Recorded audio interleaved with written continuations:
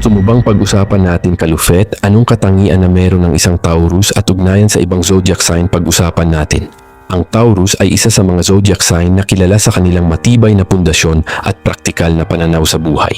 Mayroon silang kalakasan na nagbibigay sa kanila ng lakas at mapagkakatiwalaan.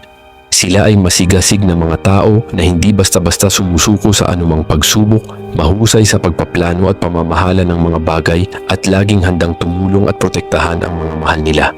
Ngunit tulad ng ibang zodiac sign, mayroon din silang mga kahinaan na maaaring makahadlang sa kanilang pagsisikap upang makamit ang gusto sa hinaharap. Madalas silang nagiging matigas ang ulo at ayaw ng pabago-bago ng desisyon. Kaya't minsan nasa huli ang pagsisisi kapag mali ang ginawa nilang hakbang. Maaari rin silang maging makulit at ayaw ng mga bagong ideya at minsan ay masyadong nakatuon sa mga material na bagay. Kapag pinag-uugnay naman ang Taurus sa ibang zodiac sign, may ilan na umaayon ng maayos sa kanilang mga katangian. Ang mga Cancer ay kadalasang malapit sa Taurus dahil pareho silang mapagmahal at maalaga. Nagbibigayan sila ng kaginhawahan at suporta na kailangan ng isa't isa.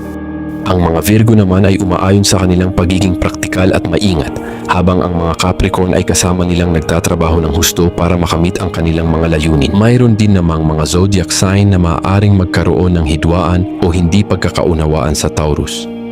Ang mga Aries ay mabilis kumilos at mahilig sa mga pagsubok na bago, na kadalasang hindi nauunawaan ng Taurus na mas gustong maglaan ng maraming oras sa pagpapasya.